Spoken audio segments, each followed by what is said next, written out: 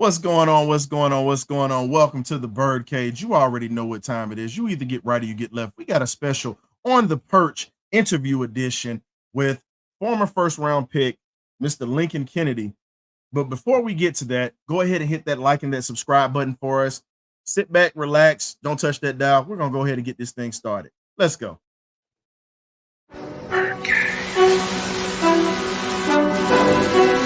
Okay, y'all, this is it.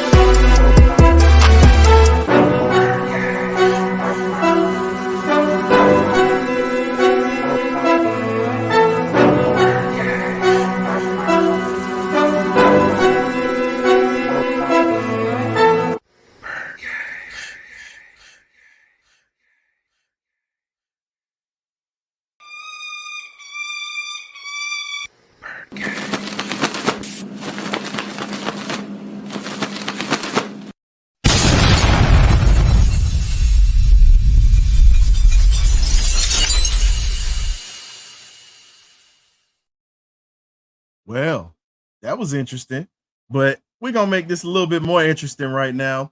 Um, we're gonna go ahead and bring my guy Graybeard into the building. One part of the magnificent Birdcage crew in the building. What's going on, Graybeard? Muted.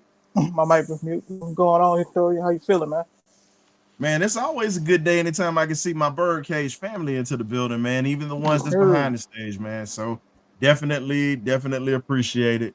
Appreciate you stepping in tonight and helping me out tonight with this legendary interview that we got with a former first round pick that was definitely a man on the football field. Grown man.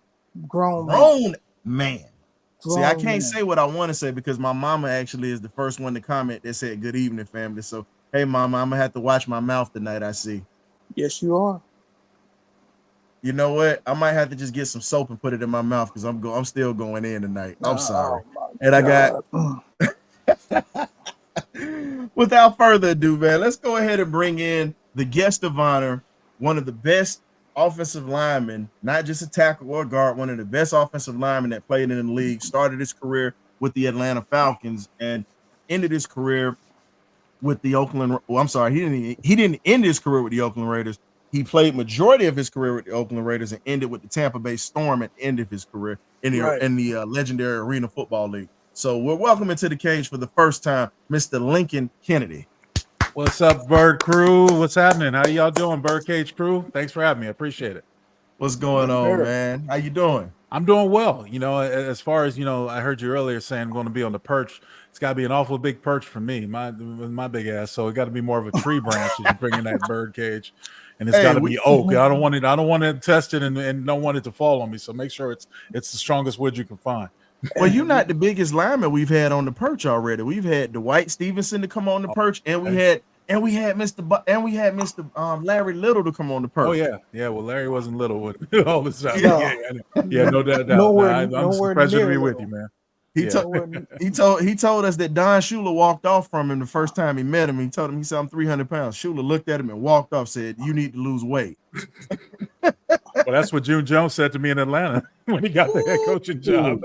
Dude, sell. So let's go ahead and get this thing started. So, a lot of us that's in this cage, we're military veterans or whatnot, Right. and you come from a military family. Dad served. Tell us a little bit about your humble beginnings from your dad serving in the military and how you got into football. Well, my dad was a career Navy man, and so when Graybeard came on and said, "What's up, Mr. Kennedy?" I'm like, that's who I thought about at first. My dad, who's a retired Navy man living over in Spain, but he was a Navy man, and we moved out to San Diego at a very young age. And so even though I was born in York, Pennsylvania, which I know both you guys are familiar with, we moved out to San Diego at a very young age. And when my parents split, stayed in San Diego and just grew up there. So, but it was cool. I mean, the initial part of discipline, you guys know how it is with the military background, how military discipline comes into view. And it's some of the things that helped me be a parent to my kids as well. Some of those stories, but, certainly proud of the military, proud to be a Navy brat. My younger brother, my dad's youngest son, also was in the Air Force, just retired from the Air Force after 23 years. So got a few career military men already inbred in my family. Damn sure proud of it. Congrats. It's Killian would be loving this right now because his dad, he mentioned the Navy, man. He mentioned the squid. I can say squid because I'm a coastie. And it's the rivalry between us, kind of like how the Saints and the Falcons are and the Chiefs and the Raiders are. So certainly remember those. Healthy rivalry. Hey, Army Strong over here, man. Army Strong. So you grew up in San Diego. It's one of the hotbeds for legendary football players to come out. Terrell Davis, Marcus Allen, and so many others that have come out. Right now, we got Roderick Robinson at Georgia right now. Hopefully he does his thing. But what was it like coming up, playing high school ball in that San Diego area with all the talent that's come out of there? Unbeknownst to me, obviously, Marcus Allen and Terrell Davis both went to one of my rival high schools, Lincoln High School, which was not far from my high school, Morris. So, but I did not know the sort of talent bed that was Southern California. And, just a little quick fact about me. I didn't start playing football till I was in high school. My first year of football was 10th grade high school. I was a band geek, guys. I played the trumpet. And that's actually how I got discovered. In the 9th grade, I was playing the halftime marching band in the show. And my high school coach came up to me and he said, what grade are you? And I said, 9th. He said, you're coming off for football next year. And the rest was from that point. So, I mean, I was a band geek. Didn't know much about sports. We moved around so much as a young kid in San Diego. I never spent more than 1 year at the same school. Finally, when we got to Southeast San Diego, which was Morris located, I asked my mom, please, can I just go to one school? I didn't have many friends. I was sort of a loner and, like I said, a band geek, just trying to figure out things to stay off the streets. So playing in a lot of bands and stuff like that around the city, doing a lot of things with arts around the city. Could take a bus anywhere in San Diego and get there because I didn't need transportation, but that was just how I survived. And then started playing sports and football. And, when I got bit by the jock bug in the 10th grade, I already had a natural admiration of basketball. It was one of the things I tried to play when we had the courts outside. You try to play pickup games of basketball. I knew basketball like the back of my hand, but never played football. And was a little bit awkward and clumsy. Was tall, always the tallest in my class. I don't know how tall I was. I think I was probably just a little bit over slightly 6 foot or something like that when I started playing in 10th grade. But I had big feet. I was already wearing a size 17. My feet grew. The first thing was the first that grew. And then my height was trying to catch up. So during my time in high school, I grew about 7 or 8 inches over the years in high school. So I had growing pains and everything else. But to play high school ball in San Diego, it was an eye-opening experience. I did not realize what I was capable of. I remember my first year trying out in the 10th grade. I remember my high school coach, his name's John Shacklin, and we're still good friends today. He's my mentor, and he was the reason that got me into the game, and I was able to go as long because of him.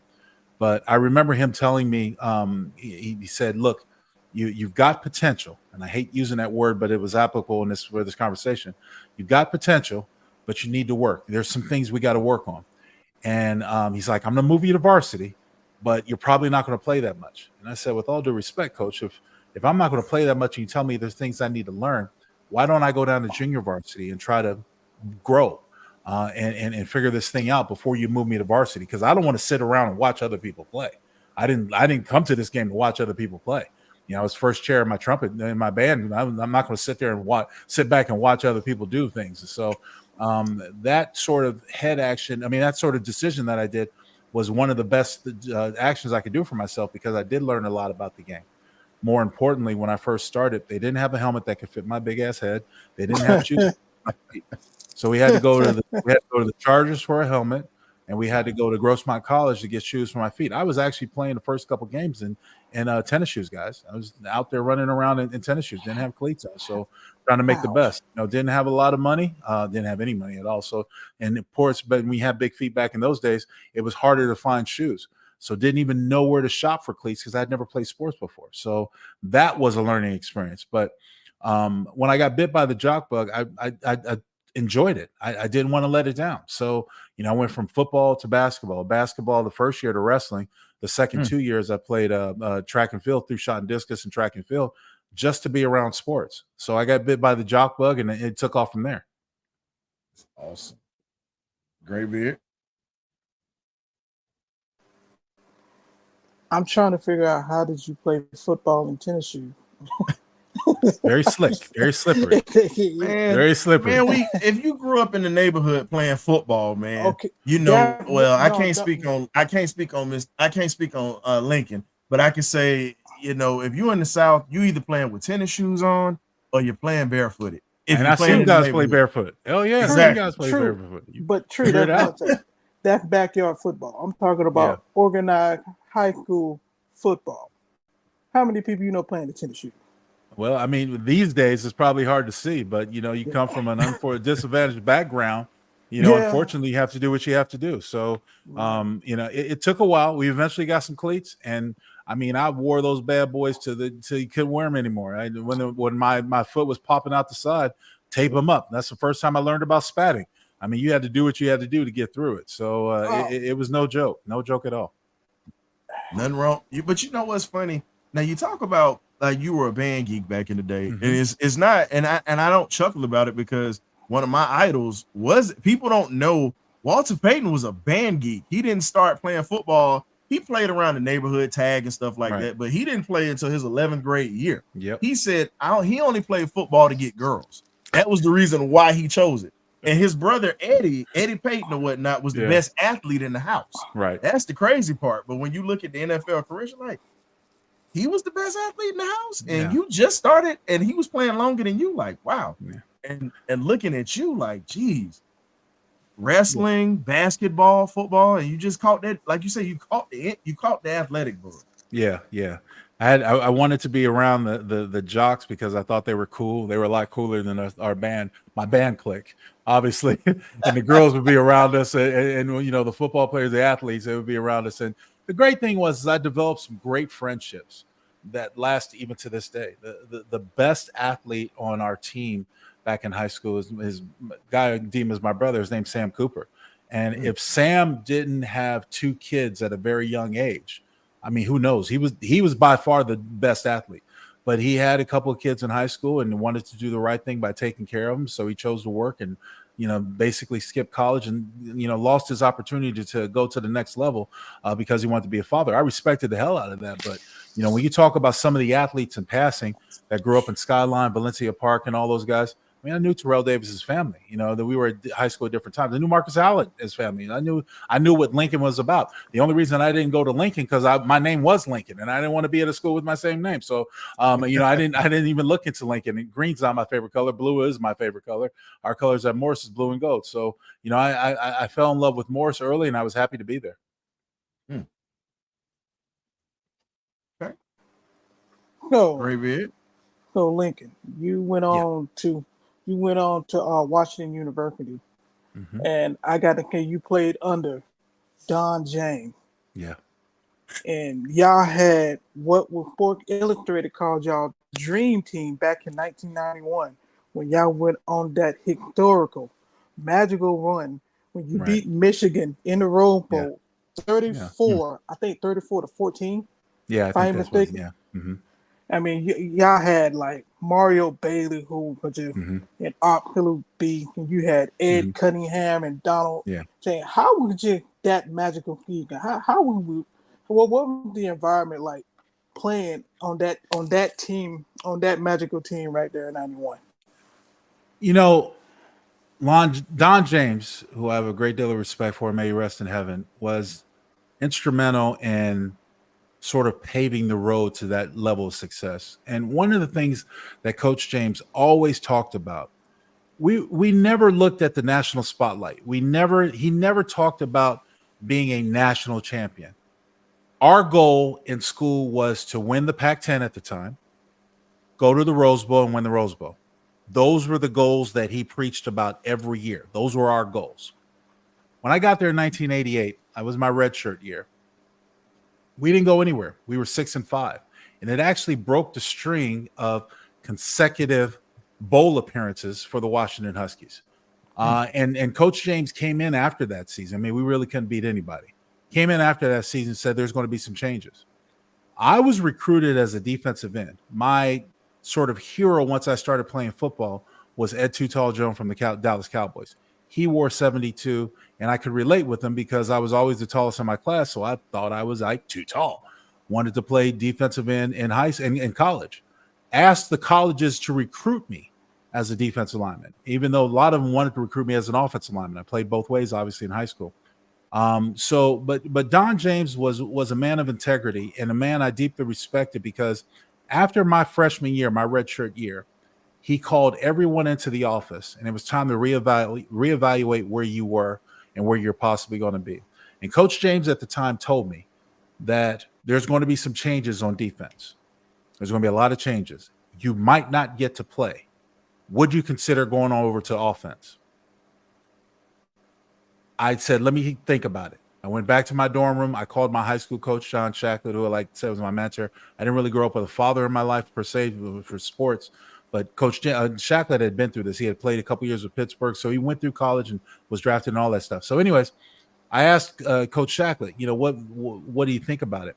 And Coach Shacklett said, you know what, Link? I'll tell you the honest truth. If you move to offense, one day you'll be a first-round draft choice and you'll eventually be an all-pro. And I was like, whoa, really? I made my decision to move over to offense. Obviously, the rest was history. But to back up your question, Graybeard, that year, 1991, in 1990, we first got our sense of notoriety. We were ranked in the top 5. We found ourselves scoreboard watching because Virginia, who was ranked in front of us at the time, was playing a game, and we had to play UCLA in Seattle. And it was a rainy day. And we just thought we were going to walk all over them. Because we were scoreboard watching, we were thinking we're going to move up to number 1 or jump ahead of Virginia, whatever, if we had a good outing. Long story short, we ended up losing that game. So we had a bad taste collectively in our mouth about that season, about that game, because we felt that we were better. We felt we deserved some notoriety and recognition. Up in Seattle, we didn't get a lot of ESPN play. There weren't a lot of places that teams that were TV coverage that was coming to cover our games. It was dreary, rainy Seattle. We didn't get a lot of love. So we kind of took it as put a chip on our shoulder, a personal disrespect. The following year, we said, we're going to really kill everybody. I don't know if you guys can see it. If I can adjust my camera for a second, I'm going to try to lift that up and show you. You see that Bad to the Bone poster? That's in purple on the far left of your screen. Okay. Steve Ettman, Supeli Maliamala was my other tackle, and Donald Jones. We were the nucleus of the offensive and defensive line. And we had such a tenacity that we were just going to tear everything up in front of us. And that's what happened during the 1991 season. The closest game that we had was against Cal in Berkeley, and it ended up 24-17. That was the closest game we had. We dominated everybody, but we still didn't go in the Rose Bowl with the thoughts of national championship. We just wanted to prove to the world that we were a team to reckon with. And so it was when we had Michigan, everybody wanted to talk about Desmond Howard, Elvis Gerback, the big bad Michigan Wolverines out of Big Ten. Well, we stomped a mud hole in their ass for a reason. We had something to prove. And then at this time, everybody's talking about the possibility of number 1. I never really jumped on that bandwagon. I really, looking after it, hindsight being 2020, I honestly feel collectively as a team, we didn't know how good we were. We and this was 1991. We ended up sending a lot of guys to the league from that team. Steve Ettman was the overall #1 pick with the Indianapolis Colts that year, and I had an opportunity to come out that year, but I made a promise to my mom because I graduated high school so young that I would not leave University of Washington without a degree. Plus, I was having a lot of fun. I enjoyed college. I mean, I was the man up there in Seattle, so I didn't want to leave too soon. But to try to shorten the story, when I look back on that 1991 team, I'm still really good friends with a lot of those guys today that are still with us. It was something special. It was a special brotherhood, and I'm totally fond of my members that were created at UW.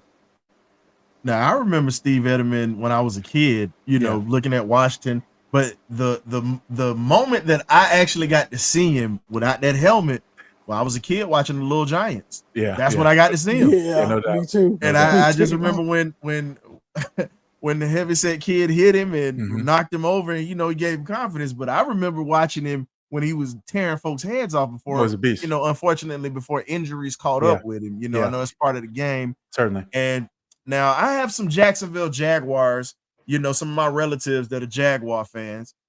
Shout out to my cousin Jeannie boy, little toy.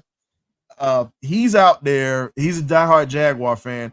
Mark Brunell was your quarterback. He was at Washington. Yes, he was. See, Mark and I came up. Jaguars a little love on the Falcons show, so don't give me too much grief. But Mark and I have been through a lot together. We first met at the North-South Shrine game out of high school in California.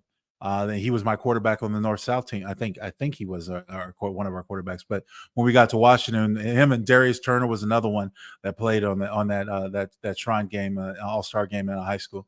We went up to Washington. Yeah, Mark was special. He still is to this very day.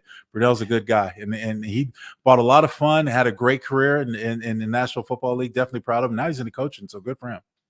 Now I remember actually watching him when he was a scrambler. Before he changed his game, because it was a preseason game. He blew his knee out against the New York Giants. And it changed his game, and he would run when he had to. Right. But I remember Mark Brunell was really another Steve Young type of quarterback. He really was. Without a doubt. And I remember watching, even though I'm a Falcons fan, I was living in Jacks, so that was on TV. So I got to watch him, and I was just like, this dude is really good. Yeah. And I sit back and I tell people, I say, man, I really believe if he didn't hurt his knee, I honestly think that Jaguar team would have been a little bit different with him running.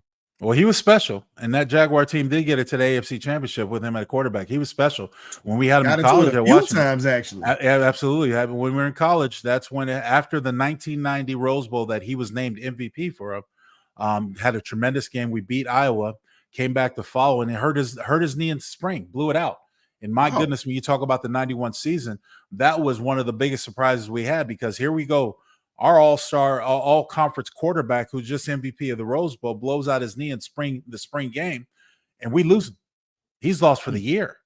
Or lost for a great significant time after the repair. But, in comes Billy Joe Hobart. And the great dynamic about those two quarterbacks, and just to step back a second, is the fact that, Billy Joe Hobart was a local guy from a suburb out of Seattle called Puyallup. He was a local guy. A lot of people were really high on him, but Billy kind of took it as a personal test when people said, well, he's not a runner like Mark Brunell. So Joe had an arm, both of them had an arm, but both of them had their specific gifts. People attributed that scramble, like you were talking about, with Mark Brunell, not Billy Joe Hobart. So we had a couple of audibles that would call for like the quarterback option and stuff like that, out of the I formation or single back. And Billy Joe would like to keep the ball because he wanted to prove I could run the football. Conversely, when Mark came into the game, and they kind of split times during that 91 national championship season, Mark wanted to show that he was a capable passer. So he wanted to air the ball out. So we had that sort of total dynamic in the backfield, which just added extra flavor to the type of team that we had that season. And now you mentioned one of your idols is Ed Too Tall Jones. Like I said, we support HBCUs heavy on here. Certainly. A lot of folks don't know this about Ed Too Tall Jones. He was the #1 overall pick, the only #1 overall pick that came out of HBCU, out of the legendary, even though I'm a Southern University guy, I still show love to Tennessee State University. Yeah, so shout out to Mr. Ed Too Tall Jones. Absolutely. Unfortunately, he screwed up the 1980 season for the Falcons when he stepped in that hole and stopped William Andrews from getting that first down. So look, we'll give him a little credit, but we still a little salty about those Cowboys beating the Falcons back in the day. Oh, can't be salty, man. It's all good. It's history. Oh yes, it is. So now getting to you've won a national championship, right? All-American at Washington. You get drafted by our beloved Atlanta Falcons. Yes, I said our beloved Atlanta Falcons, darn it, I don't care. First round, 9th pick, 1993 draft. Falcons is still, they still were trying to recapture the magic of 1991, right? With that too legit to quit crew that we had in Atlanta. 92 was a rough year, and Brett Favre gets traded, right? And you come into the situation to Atlanta. What was it like coming into Atlanta, being drafted by the Falcons, and what was your first day in Atlanta like once you got to Atlanta? Well, the thing is that people had touted, as I mentioned before, when we won the national championship, people had me higher on the scope, the possible radar of being drafted, but I had unfinished business, so I stayed another year. Coming into my senior year, after my senior year, we went back to the Rose Bowl. Unfortunately, we lost. The second time we played Michigan, we lost. Coming into the draft, I did not really know what to expect. I mean, people were talking obviously higher about me than I had felt about myself. So I didn't know where I was going to go. I was actually on the phone from the start of the draft from the third team, that was the Arizona Cardinals. Head coach back then was Joe Bugle, and Joe Bugle had brought me in for a personal visit. And he was like, "Look, we love you, but Tony Mandridge from the draft before, the year before, was a little bit of a bust. So teams were a little leery of using a tackle that high. If that had not happened, there was probably a possibility I would have been an Arizona Cardinal. But the long story short, I was on the phone with every team from the third pick, because we knew where the first two picks were going to be. We knew it was going to be Drew Bledsoe and Rick Meyer. We didn't know what order, but we knew those were going to be the first two picks. Every team from the third pick on to the 9th team, which was the Atlanta Falcons, had me on the phone with them. And we're talking up, we're probably going to take you. We want to take you. We're thinking about taking you, that type of thing. So it was a very nerve-wracking. I tell people all the time, I had a little party with my agent and family in Dallas, Texas, and I went through 2-3 shirts. I didn't go to the draft back then. I wasn't in New York, but I was in Dallas waiting to get the call. Went through 2-3 shirts just to wait to get that call from Ken Herock saying we're going to make you a Falcon. And I looked forward to the opportunity. I just wanted to play. Also, at the time, the year before, the Falcons had drafted a friend of mine, Bob Whitfield from Stanford, and Ken Herock had said, "We want you to be our bookends of the future." So that was the challenge. That was what I was looking forward to coming to Atlanta. I remember after getting drafted, being on the phone with Coach Jerry Glanville at the time, talking to Ken Herock, said, "We're going to fly you out to Atlanta. We got a press conference. Want you to meet the coaches, meet the staff. They want to meet you, so on and so forth." So I did all that. And I remember landing, it's a funny sort of side story. I remember landing in Atlanta, and lo and behold, who's there to pick me up but the great legendary Andre Rison.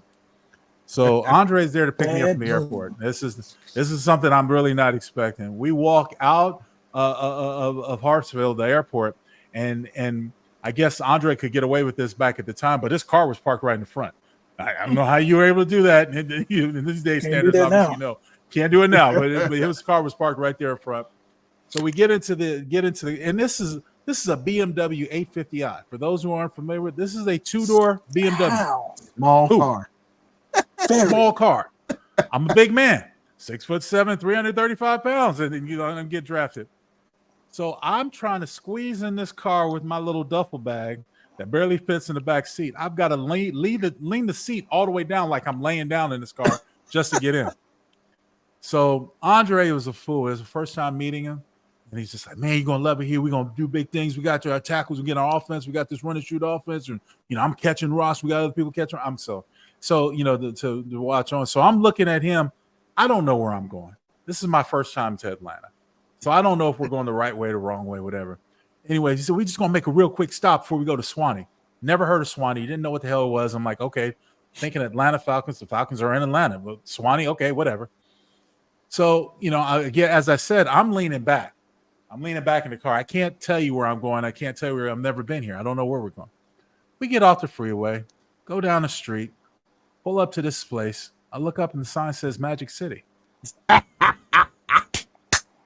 come on. I'm looking around. I'm like, I don't see a football field. I I don't see anything that says Atlanta Falcons. It's like Magic City. Welcome to Atlanta.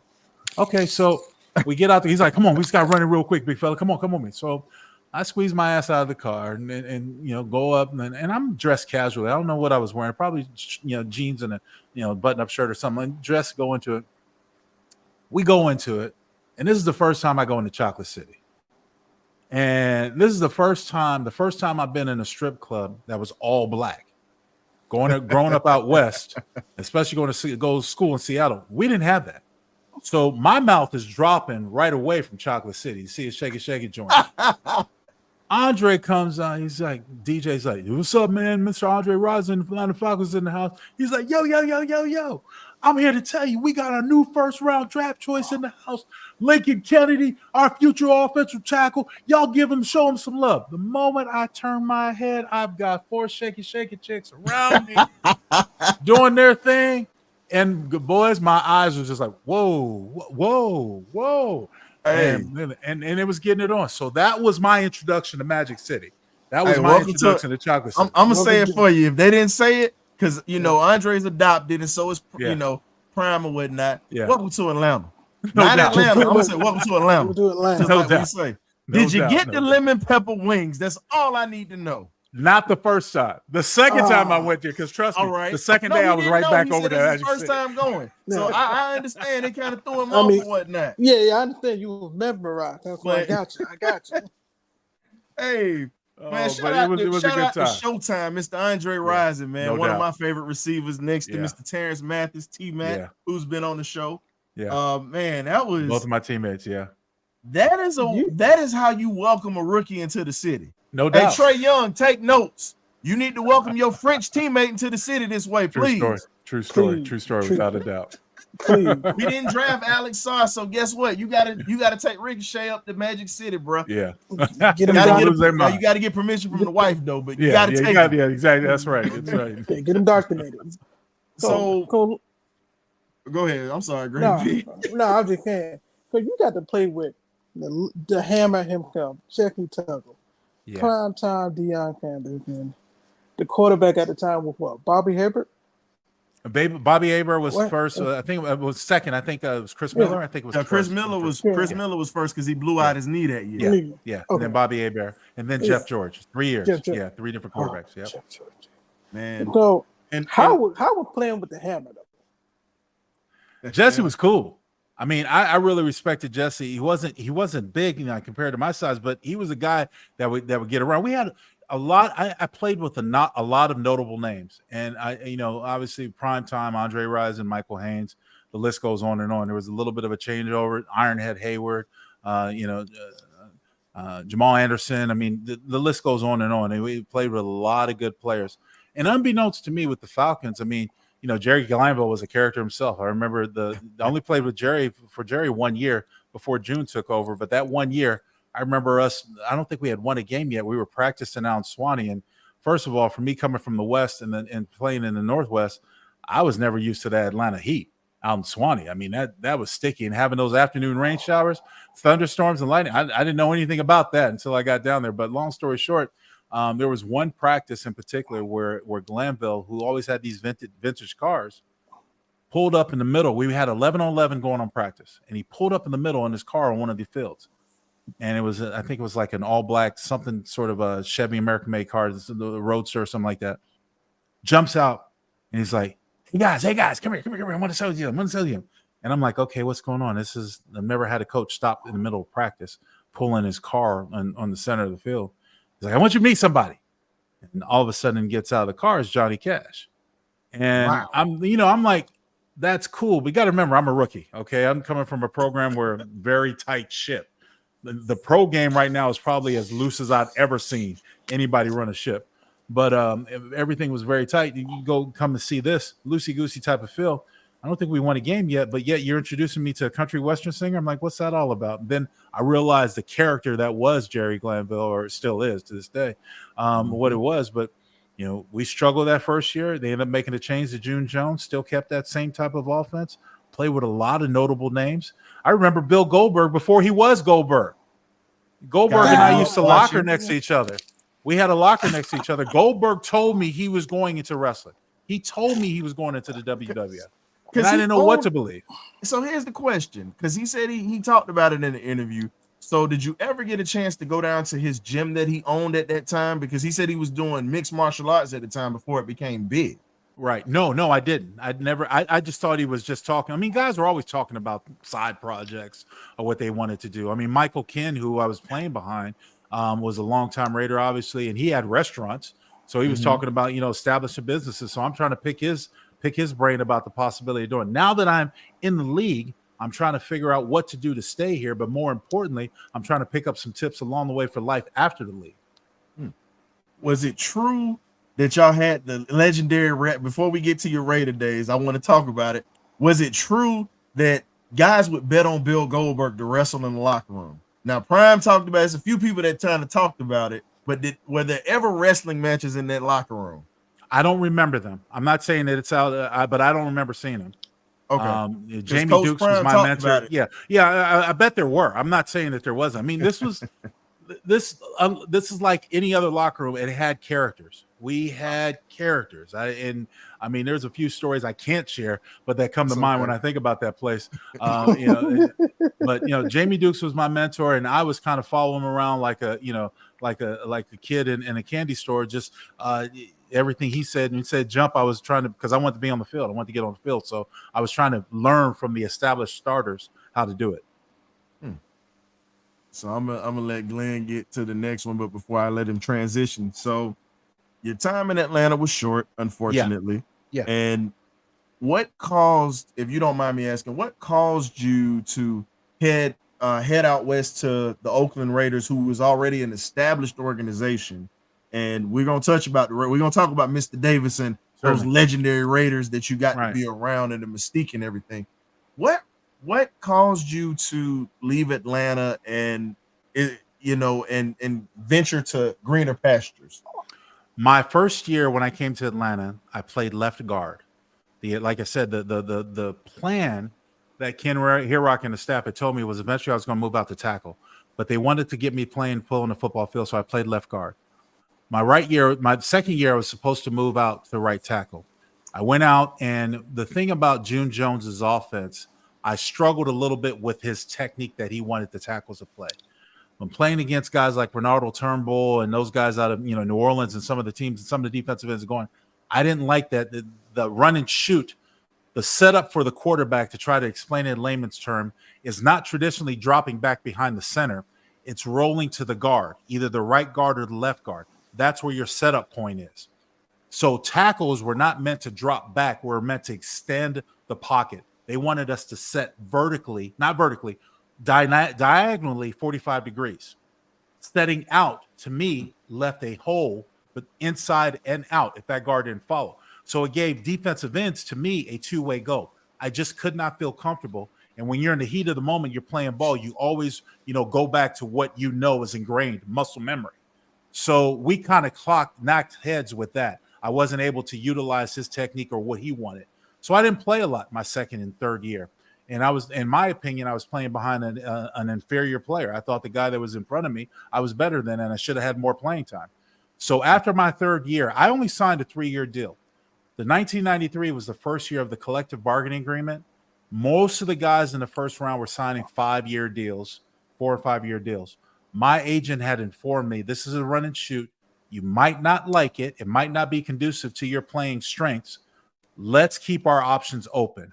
You'll be a restricted free agent after your third year, but we'll have some options. So to cut to the chase, after my third year, and I wasn't playing much, I went to Ken Hirok and I said, you either have to cut me or trade me, because I don't want to play. I will never play in the Falcon uniform again. June Jones and I were knocking heads. I wasn't playing, and I wasn't going to sit behind. And I thought, as the time, an inferior player playing in front of me, and be cool with that. I wasn't meant to ride the bench, and I didn't like it. So I asked for a change.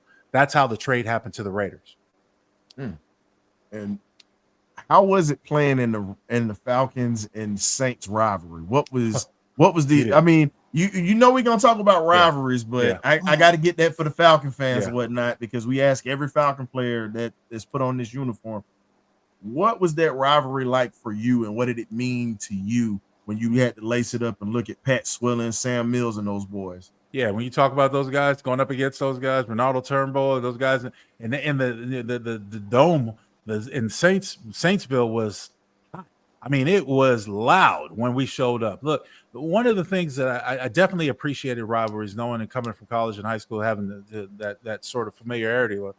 But one of the things I thought about the Falcons was a little disservice is that we would go through a season when I was there, and you would only look on the calendar. Guys were only talking about playing against the Rams and the Saints. They never felt that they could beat the 49ers. And I'm like, you get yourself geared up to go beat these teams, not necessarily say, well, if they would take the division, who are we going to come in second with? It was a heated rivalry against the Saints.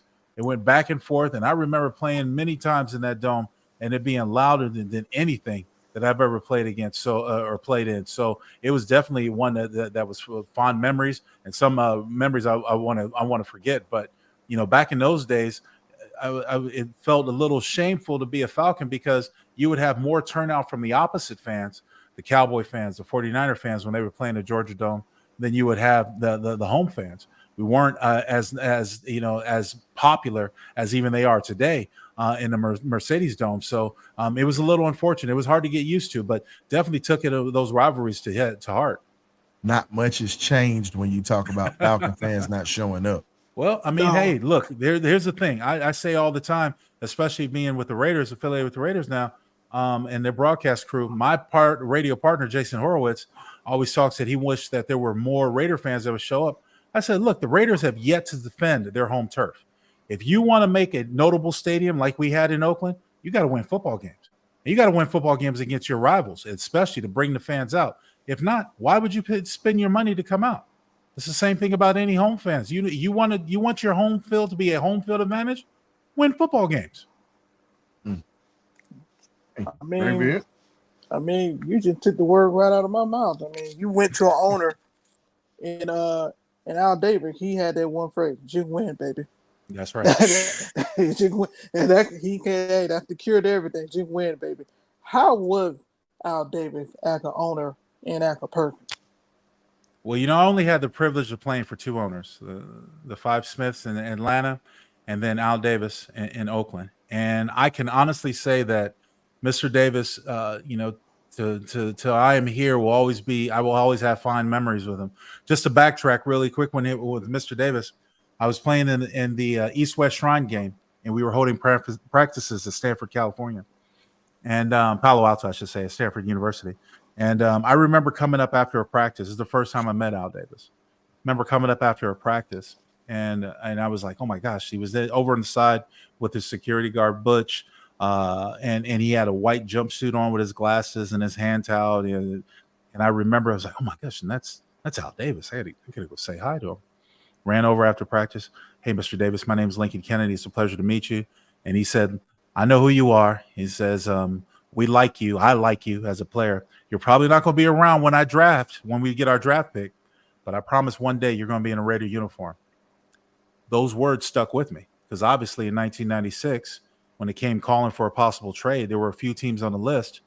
Then one of my agent had told me and said the Raiders are interested. And my first question was, are they in Los Angeles or are they going to be back in Oakland? Because I'd heard that there was grumblings at the time.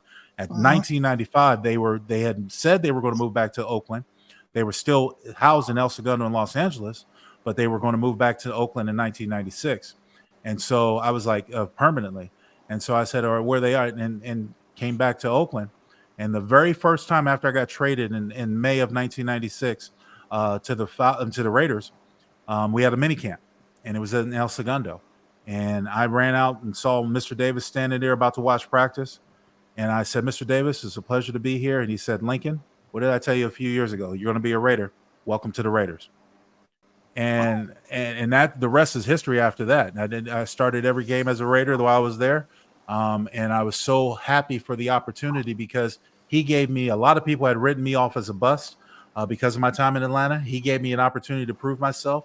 And I had the utmost respect for Mr. Davis and his organization because he created a family atmosphere. And I tell you what, Mr. Davis is probably one of the greatest storytellers I've ever been around. It was like a kid sitting around his grandpa at a campfire every time you were with him. He would tell you stories about, the first black quarterback, how he gave Art Shell, the first black head coach, his chance. I mean, all these things would go down, just run out of his mouth. Stories. He was a true maverick for the National Football League. Yeah, Eldridge Dickey was the quarterback at that time. That's crazy. A lot of people, and the thing is, a lot of people forget about that. Eldridge Dickey's another Tennessee State guy. Yes. There were a lot of Tennessee State guys, and unfortunately, let's just put it this way. I know a few people who knew Mr. Dickey, God rest his soul, that were good friends with him, and they kind of talked about what happened, and because he beat out Kenny Stabler. A lot of people don't know he beat out Stabler, and everybody knows Stabler is the exalted renegade. That's he's the Willie Nelson of the Raiders. That's what I would call Kenny Stabler. God rest his soul. Yeah, but certainly. Mr. Dick, Al Davis looked at the game from a different perspective. Speed and power. Like, the one thing I loved about Mr. Davis, and I hope these Falcons can adopt this mindset, and I'm saying it now. Al Davis said, we take what we want. We don't use the passing game as just a resource just to try to pick up third downs. No. We're going to throw on first down. We're going to throw on second down. We're going to pretty much get it when we want to. Certainly. You look at, I tell people all the time, rest in peace to Mr. Cliff Branch. Cliff Branch was Tyreek Hill before Tyreek Hill. True and story. A lot of people, they literally trash. They're like, oh, well, he played against me. I'm like, no, I want y'all to understand this. Dr. Melvin Pender Jr., who's been on this show, my uncle, who is a gold medalist in the Olympics, 1968, got to run against Cliff Branch when he was coming out of Colorado on junior circuits. Now, my Uncle Mel beat him, but barely. And he said if Cliff Branch probably would have never played football, he'd have been a world-class sprinter. That was the type of players that Al Davis was bringing in when you talk about impact. And you look at all the HBCU players that he brought in, Henry Lawrence, FAMU. You look at Art Shell, Maryland Eastern Shore. Yeah. And you look at Orson Welles, who was a wide receiver, Texas Southern. You look at so many of these guys that Al Davis gave an opportunity to. So when you speak about that resonates with me, because the Raiders were one of the first teams to actually give minorities, not just blacks, minorities, because they had the first female to be in a high-ranking position as Amy Trask in a front office. Yeah. COO. So, you're right. Yeah. So when you talk about your experience coming in and the mystique of the Raiders and everything that comes in, and let's just be real. Rich Gannon tells the story. He said, I came from Kansas City playing for Marty Schottenheimer, and they screwed him. They did. And that was lucky for you guys that he got screwed. Absolutely. Every time we played against Rich Gannon, whether he was in Kansas City or Minnesota, he beat our ass. So I definitely know that. And when we got him, I was certainly happy to get him. But one of the most impactful statements that stays with me to even this day that Al Davis told me was like, you can't teach speed. And when you looked at guys like Willie Gault, like Cliff Branch, all the speed we had at certain positions, and you try to implement, they might not have been the greatest players at all the time, but Cliff Branch, long overdue to finally make it to the National Football Hall of Fame. Exactly. I wish that he was still alive when he had a chance. Cliff and I were really good friends. And so I was happy for him, his family, and it's long overdue. But Al Davis said you couldn't teach speed, and that's what he looked for, first and foremost. And he said, I wish the things had been different. Maybe I would have won a Super Bowl, but even reflecting back at those days when we had good teams, if we didn't run into a coach who knew us better than we knew ourselves in my Super Bowl, we probably would have a Super Bowl ring on my finger. But it is what it is. And getting to that, we're going to get to that Super Bowl, but you just mentioned something, and I feel like there are some Raider players that should be in the Hall of Fame. One of the guys I looked up to, two of the guys I looked up to, and I learned how, I'm a Falcons fan, ladies and gentlemen, but I'm a student of the game. I learned how to play in the secondary because of Morris Brown alumni George Atkinson. He was an undersized safety like myself. And, George Atkinson was a track star. Yeah. Bob Hayes is the only man who actually could beat him. Right. And he ran a 10 flat in the 100. A lot of people forget about that. Wow. So he was one of those guys, and Savannah, Georgia boy.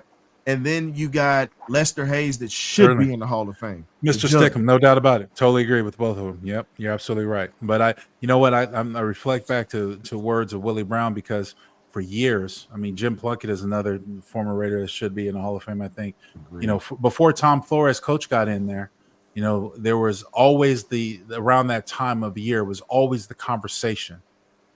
Steve Wisniewski, a guard who played with me, and I think should be in the Hall of Fame, perennial All-Pro, definitely overlooked. But you know, Willie Brown, may he rest in peace, once told me, you know, sometimes the NFL doesn't want to have that many Raiders shine. You know, we've got, I think, 16 now or something like that, or something around there. I don't know the exact number. Forgive me if I'm wrong, but you know, there are tons of guys on tons of teams that you could probably make an incredible argument that should be in Canton, Ohio right now with the Gold Jacket. Agreed. But speaking of Gold Jackets, you got to play with some of the greatest. You got to play with two Hall of Famers at the wide receiver position, two of the greatest. Tim Brown and Cherry Rice. And you guys, when when Jerry came across the bay to you guys, and you guys started running through the AFC. Remember this, running through the AFC. You know, and it was hard hitting. Y'all had the Titans and the Baltimore Ravens that y'all was going through at that time. Yeah. And you guys come up against an upstart Patriots team. I'm not gonna lie to you. I lost money on that game as a high schooler. Mom, I'm sorry. I gambled in high school. I gambled on that game. I lost money. So please don't cuss me out. The $20 that you gave me for lunch, I gambled and lost it. I already know where they're about to go. The tough rule. I'm gonna be honest with you, and I want your opinion on this. I believe they were getting y'all back for what happened in 1976 with the Raiders when Sugar Bear Hamilton hit Ken Stabler in the head with that forearm, and the Patriots cried and moaned about it, but it was a penalty. But you guys, clean blitz coming off the edge from the legendary Charles Woodson, another Hall of Famer, knocks the piss out of Brady. Made me proud to be a defensive back. I was hollering, and they called his hand was going forward. Right, the tuck rule. In my life, I still don't understand that, bro. How do you feel to this day about how that went down? Because that right there kind of cost John Gruden his job. That game, they screwed us. They screwed us. You know, and you know, the retrospect, the only words that John Gruden had for us after that game, and I'll talk about the game in a second, but we went back in the locker room, and John Gruden stood up and said, "They'll never let you win as a Raider." Those are his words. Shortly thereafter, he was traded, you know, to the Tampa Bay Buccaneers. The rest is history. But that's all he said. That was post-game. That was our post-game speech. I felt deflated. I felt that the refs played a bigger part in the game than they should have. I tried to pride myself on every rule, in things that I'm involved in. I want to learn everything I can about them. So I had never heard of this tuck rule. But I remember specifically after that play had happened and they were reviewing it, offense was already ready to go back on the field. It was Greg Beekert, the linebacker, who recovered the football. And Steve Wisniewski and I were standing on the hash mark close to our sideline. I think it was like the 30 or 40-yard line. And I had said the words, "What are they reviewing? It's a clear fumble." Both Steve and I, Wisniewski and I, were looking up at the scoreboard watching the replay. It's like, it's a clear fumble. Beekert said, "We're the Raiders. They're going to find something."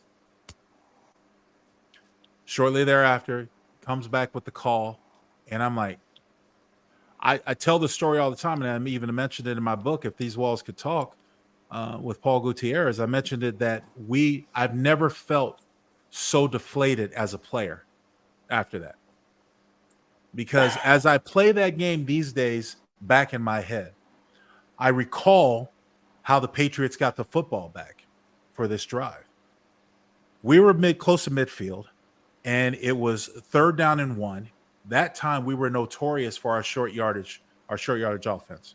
Zach Crockett, John Ritchie, we could run with anybody. My guard, Frank Middleton, who's the right guard, we run our notable play 14 blasts, which has always been money for us.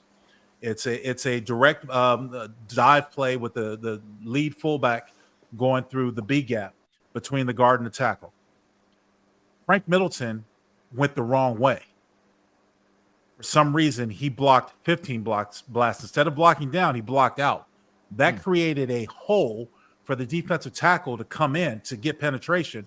John Ritchie cannot pass up color, hits him. Long story short, we don't get the game. We don't get the yard. Frank Middleton gets up, says, oh man, my bad. I thought he said 15. He messed up. He said he made a mistake. I'm looking to the sideline, and I'm telling the sideline, run it again. We messed up. It's our fault. The right side, claiming the responsibility. We messed up. It's our fault. Run it again. John Gruden has this grimace look on his face. He sends in the punt team. Shane Leckler comes and punts the ball. The rest is obviously history because it leads to that drive. They kick a field goal, tie up the game, goes in overtime. We never get the football back. And so that game happens. But the stickler about that game in so many ways, when you think about it, is the tale of two tapes.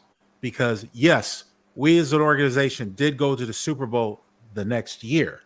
And some people will say the year that the team that we had, the Super Bowl year that we went and played Tampa Bay, was better than the one we had in the Tuck Rule game. I look back and I said it's a tale of two tapes, because if you take in consideration where the Raiders went after that game, which is on a downward spiral, has never seen that much glory and glamour since, and where the Patriots went, really unknown to be in a team of dynasty, technically a dynasty franchise, it's two different directions. One going down, one going up. And so I've always told the story when people talked about it. Yeah, I was in the game that eventually created Tom Brady. Because if they would have lost that game, they would have went back to Drew Bledsoe, and you would probably never hear of Tom Brady. But tale of two tapes, Tom Brady goes down as the greatest quarterback ever from that game. I'm still putting an asterisk by his name. I don't give a damn about how many Super Bowls he wins. And y'all can kiss, and y'all can let me keep it PG. Your mom's watching. There, really. I gotta keep it PG. But I'm gonna tell you just like this: Brady did not play in an era where he could really be hit, so it's always gonna be questionable. The rules were changed for him.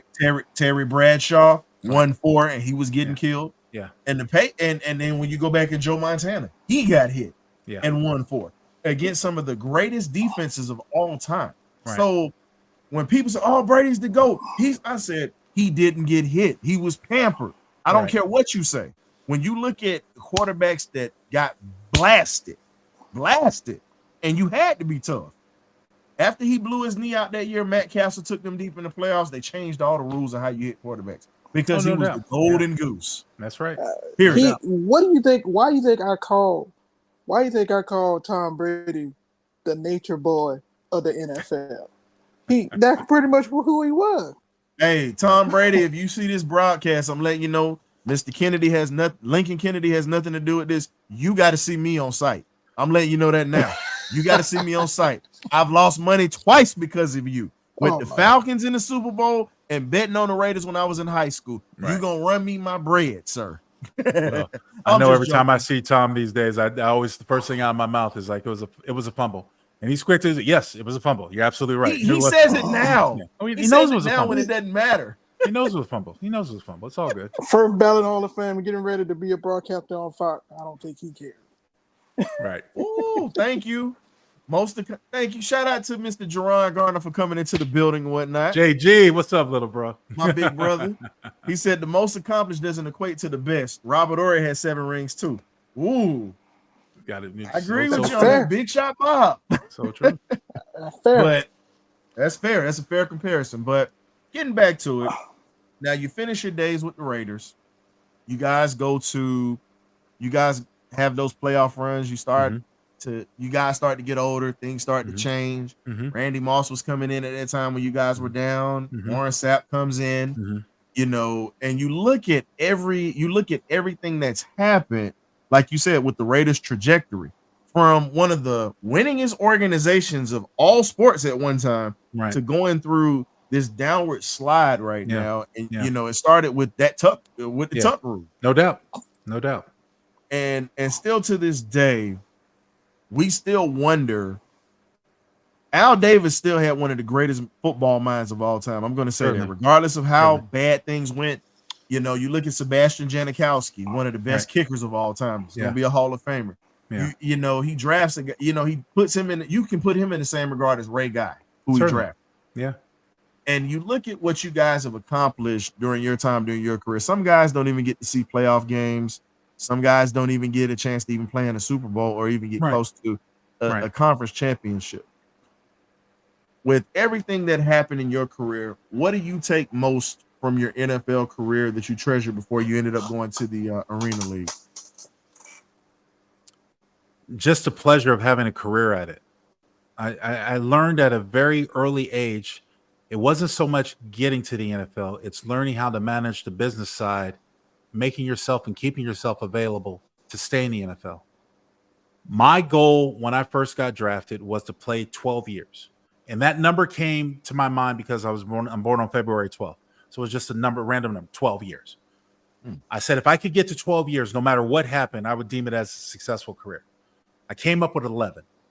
And then I got to 11, and then once I got to 11, my body was just broken down. I mean, I just couldn't do it anymore.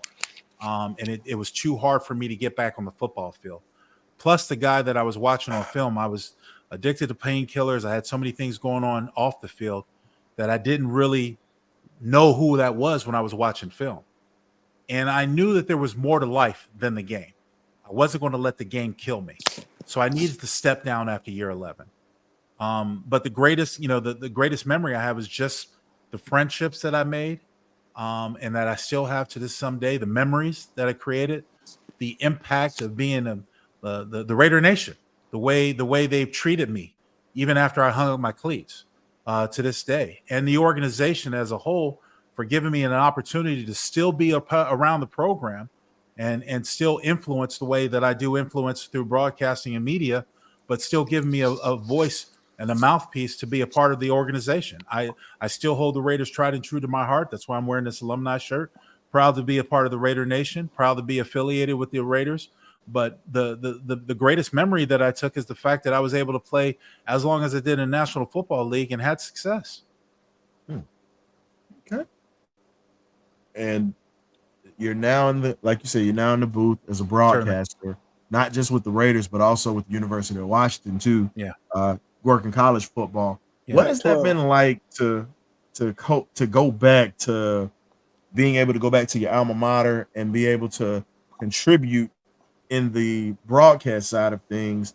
And what was it like watching your boys get to the national championship? Unfortunately, they lost. I'm sorry about that. Michigan. No, don't apologize. It happens. Games happen. And always come out on top. What's ironic? A Washington football player became a #1 draft pick for the Atlanta Falcons again. How about that? Yeah, and number 9 at that. How about that? Crazy. No, he was number 8. He wasn't 9. Number 8. I'm sorry. But it was still close enough. Close enough. Close enough. Yeah. Many moons later. Yeah. Congratulations to Michael Penix. I wish you nothing but the best in Atlanta. We got another one too. Great organization. Yeah. Look, here's the thing. When I was inducted into the College Football Hall of Fame in 2015, I was reminded a lot of my career at Washington, just going through the stuff that in honors, was reminded about a lot of the games I played in Washington. And, to this day, there was, and even with this last season that the Huskies had, there was always that comparison while the Huskies were going through their march, comparing us to the 1991 team. So I can feel like the 70 Dolphins, the undefeated, we still got the award. You're not there yet. You're not the best team ever because we went unblemished. So, but no slight against UW. Was a remarkable run for Kalen DeBoer, his time at UW, and I'm hoping that they can get back. The Pac-12 obviously is dissolved. There are a lot of changes, and we'll see what's in store for the Washington Huskies in the Big Ten. I think it's going to be a huge change and transition. I'm hoping that they get some semblance, people, the powers that be, because I know it's all about money, get back and revive the Pac in a way that it should be. No slight against the Big Ten at all, but I just feel you lose over a century of history with the Pac-12 dissolving and all the great athletes that came out of there. So I'm happy to be a mouthpiece, still representing the Pac in that way. Certainly looking for the new opportunities and new challenges before me. Going forward with the Big Ten Network and covering Big Ten games to see how that goes. But just being affiliated in any capacity with organizations and teams that I have had history with is a gratifying feeling to life after the game. Once I hung up my cleats, and you had mentioned my time in Tampa Bay that 1 year in arena football, when I got that itch that every athlete, and I'm sure you had it as well at some point, got that itch that you can go back and you're humbled by the fact, well, you know what? Your body just isn't there yet anymore. It is what it is. I tell people all the time, it's a young man's game, and the young men can have the game. No matter what I think of myself, and I still think of myself as a baller and a beast, what I'm capable of, I know that my time has passed. And as an athlete, you have to hang up your cleats and you have to do something else. So now I decided to transform and pick up a mic. And I did it through various mediums, whether it's radio, whether it's print, whether it's TV, so have you. And I'm developing my voice, still to this day, developing my voice. I never want to be deemed a homer, that I only care about Huskies, I only care about Raiders. No, I know I want to be a person that has an honest opinion, and I'm going to call it like that, as we talked about earlier before the show came on. So to me, it's an honor just to still have the ability to create a presence, to create sort of a legacy, something that my kids have obviously been fond of, knowing that their dad is on TV or dad's on radio, and something that the Raider Nation holds me in high esteem. And I still have a job. That's a great thing. You must be doing something right. People will keep bringing you back. So, I mean, these are really humbling and gratifying things along my career since I've hung up my cleats and my helmet. I got to do it one time. I know I'm a Falcons fan, but I'm a fan of the legendary, voices. I just got to do it one time because it was a voice that I said if I wouldn't have been a Falcon, I was going to be a Raider if God would have allowed me to play, just being honest. The legendary Bill King, touchdown Raiders, yes, holy Toledo. I used to always sit back and he would do that for even other teams. You hear him say holy Toledo because it'd be something bonkers. But one of the gentlemen who we had last week, Mr. Larry Livers, was he actually played basketball at the time back in the day with old school Oakland Oaks back in the day in the old ABA. He got practice against him. And he told me, he said the story about Bill King. He said Bill King was a foul-mouthed man, but I loved him. Right. Well, they got some of his clips on YouTube if you want to hear it. He definitely told the truth. He was definitely a voice like for us Bulldog fans. Larry Munson was the voice for us, and also he called Falcon games. Yeah, so he was the voice. So when I think of the Raiders, I think of Bill King. When you listen to all those highlights, you listen to those footages.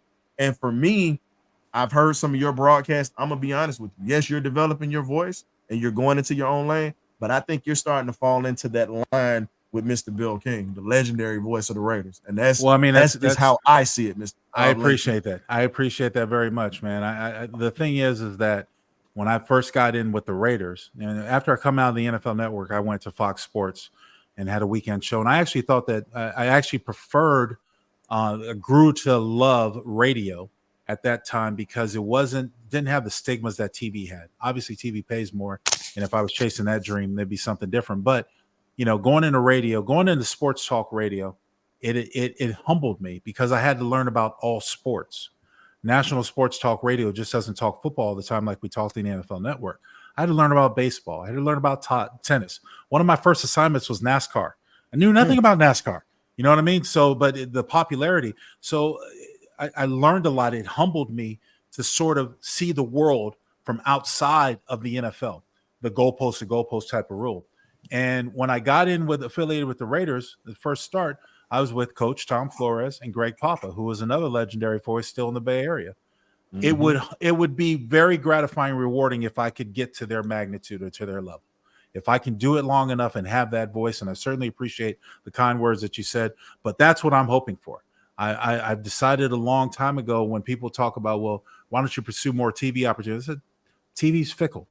And a lot of times TV directors have an issue with me being as grand as I am, a gargantuan as I am, size-wise, and the other hosts not being the same. Even when the highlight that you showed when in the introduction had me standing next to Roxy Bernstein with the Pac-12 neck, most people don't realize that Roxy was standing on a box just so he could get close to my size because Roxy's not a tall guy.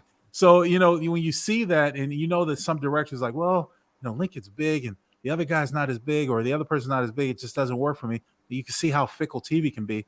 But with radio and this type of platform, I feel that as long as you have a voice and as long as you're capable, you've got a job. Great beard. I'm just in awe. Who was? I'm just gonna go back to a little bit of your football day. Who was that one player you just couldn't stand playing against? Reggie White. I knew Ooh. May he rest in peace. the legendary Reggie White. No doubt. What? And we got 10. And so here's the other thing: we got Tennessee fans in our the magnificent Birdcage crew that's behind scenes. You know, they're volunteer fans or whatnot. One of them is watching right now. His name is shout out to our boy Meltdown, Coach Brant. You know, they're Tennessee guys, but Melton been talking all kinds of trash. You know, Georgia gonna put their foot between Tennessee's heel practice. So you can just go ahead and cancel Christmas this year. But again. Georgia's getting ready to reclaim its rightful place. You know, we fell off last year. It is what it is, but it's all good. We got something for everybody this year. We took it out against Florida State. Yeah, but outside of that, when you talk about the broadcasting career, you're looking at different ventures outside of football, and you said the toughest guy you played against was Reggie White. How tough was it outside of Reggie White? What was it like if he hit you with the hump move? Because everybody talks about it, and we've seen now. It's only a few guys I've seen. I saw video clips of you handling him. Yeah, we saw a video clip of Dwight Stevenson handling him too. Yeah. You know, legendary center. Yeah. And there's another guy who handled him as well. Played right from out of North Philadelphia. Played for the Dallas Cowboys, Mr. Eric Williams. Certainly. Another guy, and I hate the Cowboys, but E. Williams should be a Hall of Famer. Yes, he should. Yes, he should. I Literally. think it's one of the greatest disservices to those teams, how they speak so highly of their big three. And notably noted, there's nothing wrong. Michael Irvin, Troy Aikman, and Elliott. Emmett got that. Emmett Smith. I don't care. You know, there's nothing wrong with that. But you cannot tell me, and this is the argument I have every year about the Hall of Fame, you cannot tell me those notable teams would have gotten anywhere without a promising offensive line, especially when you talk about offensive players. And so it's one of the biggest disservices that the Hall of Fame does to the offensive line collectively. You know, Larry Allen, may rest in peace, obviously just passed away. Was a legendary, but yeah, Eric was one of them. You know, the thing was, my personal claim to fame from my NFL days is that I played against, I know it's changed since my time was this, because that's 2 decades ago. I played against a lot of the top 10 sacks guys, top 10 NFL record sacks guys. And my claim to fame is that I never gave a sack up to any of them. From Kevin Green, Pat Swilling, Reggie White, the list goes on and on. Never gave up a sack to any of them. I remember the first time I played against Reggie. I remember the conversation I had, because here I'm studying film, and my biggest fear was that hump move. I know that Runyon made him famous by, and more importantly, just getting humped and get thrown around, John Runyon, but and of course Michael Strahan, but that's another conversation another day. Anyways, I remember going up to Reggie and saying, you know, with all due respect, Mr. White, I am not going to make your highlight film. And it was a personal challenge. What I call, when I'm playing against guys like that, I call a pack of lunch. It's a pack of lunch day, because it's going to be an all-day Donnybrook. We are going to fight. I am going to pull every trick I have. If I have to trip you, if I have to bite you, if I have to, you know, pull on your arm and get away with a hold, I am not letting you have the free shot of my quarterback, and I am not going to make your highlight reel. Speaking of the hump move, when we go back to Atlanta days, the person who has one of the most devastating humps and is unrecognized for it was Jumpy Gathers. And Jumpy Gathers was the defensive tackle for the Falcons when I came there. And I remember having a conversation with Jumpy before we went out to practice one day. And Jumpy was always a trash talker. He's like, don't worry, Big Rook. I'm gonna give it to you. And I'm like, because I was playing guard and Jumpy was defensive tackle. I'm like, well, bring it. I ain't no punk. I ain't gonna back down. You know, so bring it. He's like, I got a move for you. I'm gonna hump your ass. I'm like, what? I said, please, you ain't gonna hump me. I ain't gonna let nobody hump me. I'm a grown ass man. Anyways, we go out to practice. And I don't know how he did it to this day, but Reggie had the same sort of chemistry, body chemistry that could do it. Reggie was a great, before I finish the story, Reggie was a great complement of both power and speed because he could run around you and turn the corner. So as a tackle, you had to be aware of that. But more importantly, if he got you chasing, if he got you tilted, that hump, it doesn't take that much weight when you hit somebody's inside hip or inside presence that knocks him off. That's where that hump move comes into clear view, especially tackle. But Jumpy, playing guard, we set up for one-on-one pass rush. Jumpy comes out, I set, and I'm thinking, strong. I'm set down, I got my base, I'm set, ready. He comes up with his right arm, puts it up under my left arm, and he lifts me off the ground and carries me 4 yards into the backfield. And during this time, I am fighting. I am trying to get up under the bull rush. I am trying to do everything I learned as an offensive tackle. End up hurting my back trying to do it, but he delivers me to the quarterback. So nonchalantly, he lets me go, turns around, runs back to his place in line for a one-on-one. And I'm like, what the hell just happened? So as I'm learning and I'm practicing against him day after day, I'm learning how to sort of decipher that hump move, if you will, see when it's coming and know how to try to take out of it. There's no one right way of doing it.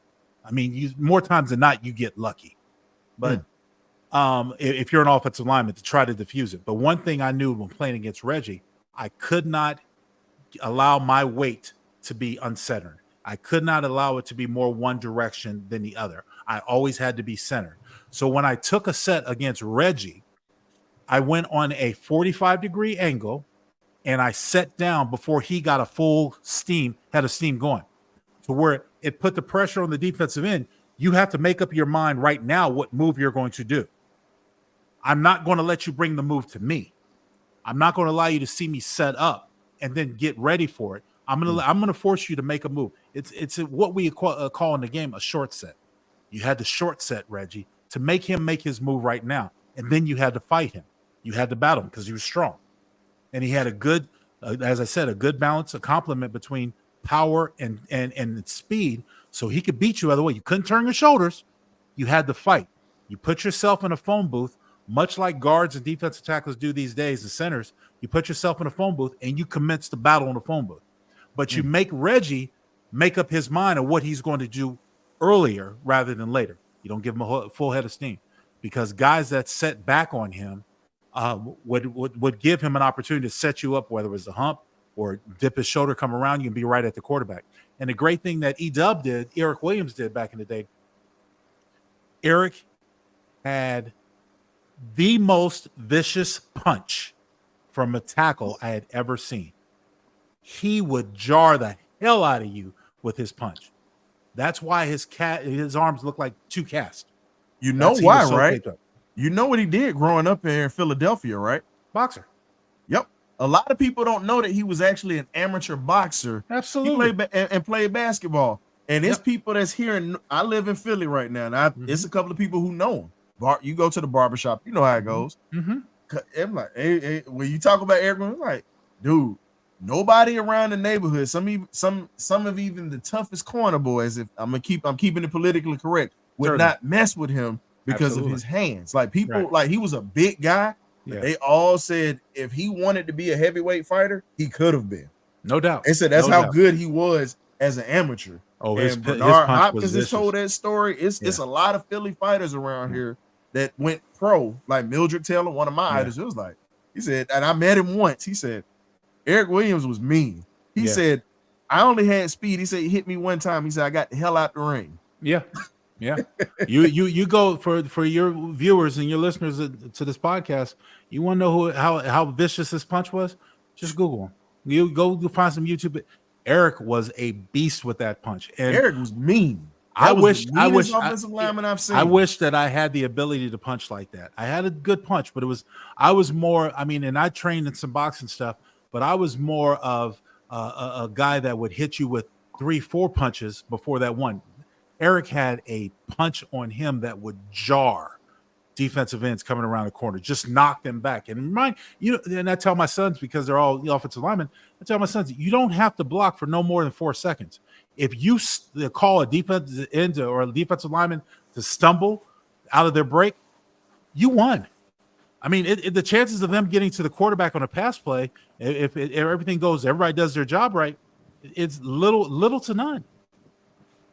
I got one more question for you before we get to our final thought for the show.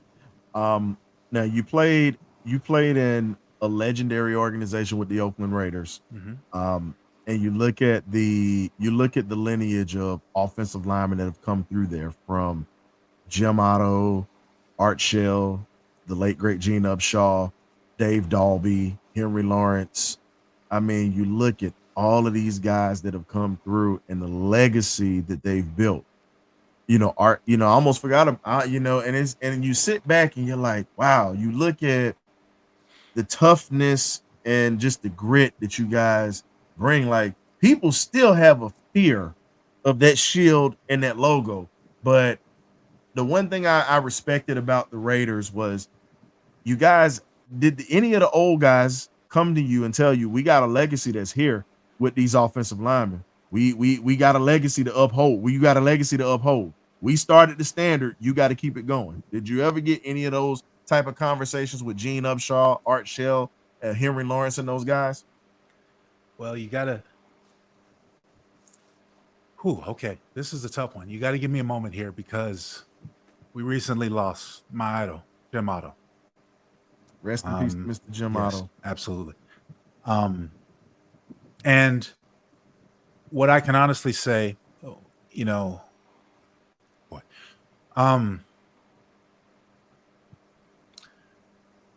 was one of the first Raider legends that I had the pleasure of meeting when I came to the team. He was working with the Raiders at the time. And when I first got to know Pops, I call him Pops. When I first got to know Pops, I was just enamored and all, because like Al Davis, he had a ton of stories. But he had a passion for the game, but he had a true passion for the Raiders. Here is a man, and I've got his plaque up and I've got his jersey, who literally gave his life to an organization. Literally. He was there from the start in 1960, and he played his career as a Raider. Countless surgeries. The man had his leg amputated during his lifetime because of his football injuries. Still, Mr. Raider himself. I realized that it's guys like him, and I knew Gene Upshaw, Henry Lawrence, who I still know today. Henry is a great musician, a wonderful singer. Challenge any of your listeners and viewers to listen to some of his music. Great. Art Shell. The list goes on and on. I'm certainly proud, as a former Raider, to be standing on their shoulders, the history, and I'm trying to perpetuate that image and the imagery that goes along with being a Raider. And I know, you got the moniker of bad boys and stuff like that, but the Raiders were always a team, and we were led by a maverick owner that always did things their way. Forget the coat and tie way. No, we're going to do it our way. Now, whether it was Lau Azedo, Howie Long, or now Max Crosby, the great guys that we have now on this team, and we always did it our way. That's the Raider way. Okay, that's the way. That's what we do. I know that I'm invited to countless, golf outings, and I hate golf. Certainly, to each his own. Everyone likes it, but I can't stand golf. I don't call it a sport. I don't call it a game, because there's no such thing as a game as you hitting something and having to go find it. That's not a game. That's a walk in the park. But anyways, but I'm invited to countless golf tournaments, and every team that I'm ever with, they say, well, we got to be honest. This is a gentleman's game. I say, first of all, I'm a Raider. I'm not a gentleman. Secondly, I'm a Raider. If you're not cheating, you're not trying. So we have our own set of rules, but I'll prove it. Try to create some levity to lighten the moment so I can finish the conversation and not get caught up at Pops. But I'm certainly proud to be standing on the shoulders of the valiant men that came before me. And certainly the hoping to perpetuate that image to future generations. I've been out of the game for 2 decades. I don't expect a lot of Raider fans to know who I am, but I'm hoping, we've got Colton Miller, we've got, guys that are coming around that might very well be some of those legends. I'm hoping to sort of have another sort of dynasty with offensive and defensive linemen that fit that Raider mold to keep the torch, hand off the torch and keep it going. And you got one in a legendary Georgia Bulldog in Mr. Brock Bowers. Yeah. Whew. Yeah. True story. Yeah. The greatest college tight end of all time, 2-time Mackey Award winner, only got to do it, 2-time national champ. Right. I'm gonna be honest with you.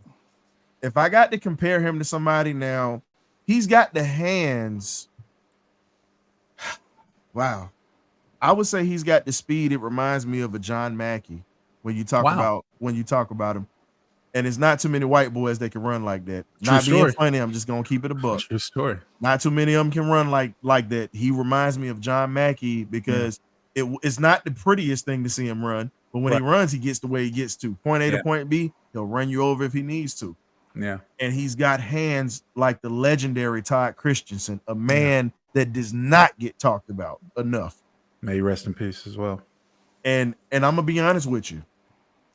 You have someone who has those makeups and he's quiet.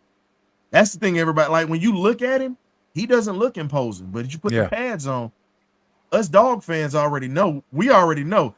And I sat back and I said, I'm just glad the Raiders got him instead of the damn Saints. Because Lord, if the Saints would have got him, that's all I can say. Nobody in our divisions. Yeah, no doubt. So we definitely appreciate you taking time out with us tonight in the Birdcage to go over your career, talk about a few things. We laughed a little bit. We talked about one of the greatest Raiders of all time, and Mr. Jim Otto. Certainly. And we definitely appreciate you just giving us that time because, like I said, man, we always are going to show love to former Falcons, no matter how long the stint was. Right. You always, you're a Raider. But in our hearts, hey, man, we had you first. Yeah, no doubt. But Now, we always be honest. love for you, though, Mr. Yeah, Kelly. I wish that Bob and I could have finished our career together. We're still friends to this day. And shout out to Bob Whitfield. And I heard that he's coaching at Morehouse from you. And so I certainly hope that he has a great success with Terrence Mathis and wish him nothing but the best. But yeah, I have fond memories of Atlanta. And I wish that it would have worked out better. I had to do what's right by my career, as I'm sure you can respect. Both of you guys respect. So it is what it is. But it's I have nothing but fond memories at my time in Atlanta, and most notably Chocolate City, because lemon pepper wings always. We're gonna keep it G-rated. I'm gonna keep it G-rated and keep it. No, you're good. Because look, we've talked about it on here. Listen, ladies and gentlemen, if you have not experienced the adult establishment of Chocolate City, Magic City, I implore you to go ahead, experience it if that's in your lane.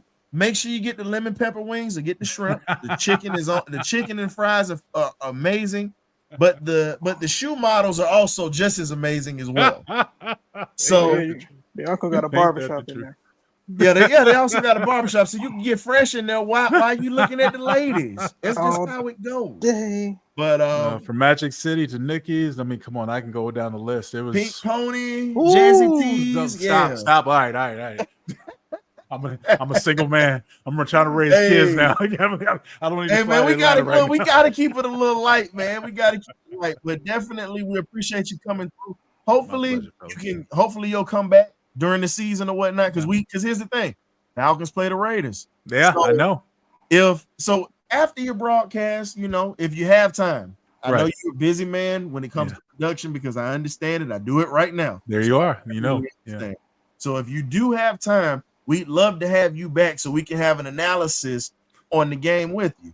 And talk a little trash too, by the way. Certainly.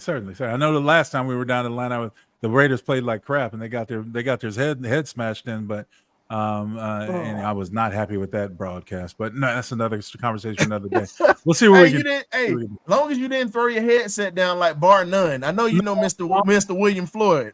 Yeah, no, not going to do that. Not going to let my emotions get the best of me during the broadcast. But trust me. Oh no, he did it during Jacksonville State's game. That was when he did it when they lost. So when Florida State lost at the end of that game with that touchdown that was at the end, and he just took his headset. Gene Decker said, touchdown, and you just heard the headset, and you heard him say a profound word in the back. Right, right. And I think he went back to his playing days opposed to his booth days. I will say this: being a broadcaster, especially for the Raiders, it's hard to take the emotion out of it sometimes during a broadcast. But again, this is part of developing your voice. You have to keep it cool. I mean, you have a service, and I've heard from a lot of people in the nation that they prefer to hear us call the game, even though it's a little bit of delay with the TV. They prefer us to call the game and the announcers. And to be honest, just to share one last thing about myself. Whenever I watch sports, guys, I'm listening to jazz or music in the background. I don't listen to the announcers because I know the games. I'm with you on that, because it's only a few commentators that I will listen to. It's only a few, and it's a very small amount. Like everybody gives Chris Collinsworth a lot of grief, but here's the thing: Collinsworth knows the game, hands down. Right. And outside of Chris Collinsworth, I'm gonna listen to my guy on Fox Sports on Saturdays. Mm-hmm. You know, it's so many. You know, I can't stand Joe Claddy. Sucks at commentating. I'm sorry. I know you know him. Look, it's personal preference. I mean, to each his own. I like I said, I shared a little bit about myself. I don't listen to announcers because I have a certain way I watch games, even when I'm calling games. And one of the hardest, I take the crowd out of it. All of that I'm numb to all of that. And I watch from an all 22 perspective when I'm calling games. The first thing I'm looking for is the safeties. I'm reading what the quarterback should be reading, so I can decipher the defense. That helps me build my analysis up. Sometimes you don't have the same privilege when you're watching TV games, but I don't like the announcers to steer my vision away from what I'm looking for, because I know the game. It's the same thing I do with basketball. It's the same thing I do with baseball, because I know these games now. I've learned these games, even hockey. I know things, so I don't listen to announcers. I much rather relax, enjoy the game for what I'm saying, and create my own commentary in my mind. That's why I turn the sound down. I think the first time I heard you, outside of In Focus, the documentary they did for the Raiders and Chiefs rivalry, I remember you talking about how intense that rivalry was, what it was like. The first time I heard you was on the Best Damn Sports Show when I was in high school. Wow. I remember watching you on that show. Yeah. When I tell you, Lincoln, I followed your career. I'm talking about I followed your career on television, from acting on 2.5 Men to listening. Like, when I say I have people who I follow and I look at and I try to take the positive from their careers and I try to add it to what I'm doing right now with this show. And you, Steve Weish, rest in peace to Mr. Ralph Wiley, who was one of my idols. Yes. You guys really laid the foundation for me when it comes to commentary. Yeah. You guys laid the foundation for that. And I look back at all the legends, like I said, Bill King, Larry Munson. I mean, I look at everybody from different sports. It doesn't matter. I just take, like you said, boxing is my favorite sport. Football was right there with it, but boxing will always be my heart. So I grew up listening. I grew up listening to Barry Tompkins on HBO Legend Fight Nights with Sugar Ray Leonard, and then going into George Foreman and Jim Lampley and those guys. So like I said, man, I'm a sports fanatic, but we'll keep going. We're gonna keep rolling. But thank you for coming through tonight. We definitely look forward to having you. Stick around backstage after I end the show. I got something I want to ask you. Okay. But thank you again for coming on. We're gonna bid adieu to Mr. Lincoln Kennedy for you guys, but I got something I'm gonna ask him behind stage. So y'all go ahead and y'all conk out. But thanks, Mr. Kennedy, for coming through. So, Graybeard, appreciate you for coming on to the show tonight, helping me out. Definitely appreciate that, my brother. Man, I enjoyed it, man. We had a legendary guest on the show, man. Just happy to be here. Most definitely. And I also got to make another announcement. If you're going to be in the North Carolina area, one of our Birdcage alum, I wanted to make sure I put this out here. So Coach Bill Hayes, the legendary coach who was on here on our show, seven-time Hall of Famer, many different Hall of Fames, HBCU legendary coach. He and his wife Carolyn Hayes are having their foundation annual golf tournament at Salem Glen Golf Country Club in Winston-Salem, North Carolina. They're going to have special guest Doug Williams, former 49ers coach Steve Wilkes. You got James Big Shaq Harris, the other legendary Grambling quarterback. who started in the NFL and led the LA Rams to 3 NFC championship games. You got Phil Ford, legendary North Carolina Tar Heel, and so many more that's going to be coming to this tournament. So if you're in that area, the tournament is free to get to, but it's $100 to play.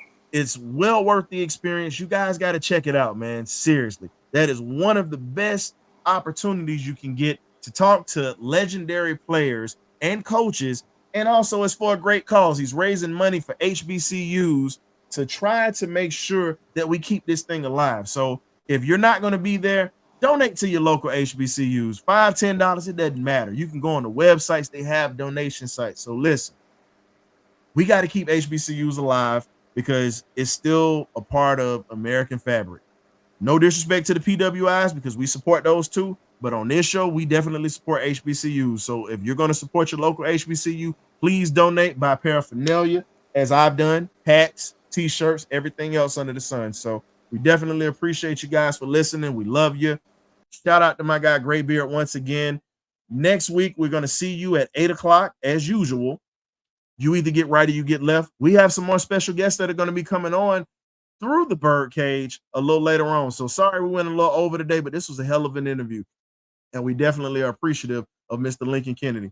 I'm the historian. This is the Birdcage on the Perch interview segment. We out of here. You either get right or you get left. It's official. Let's go.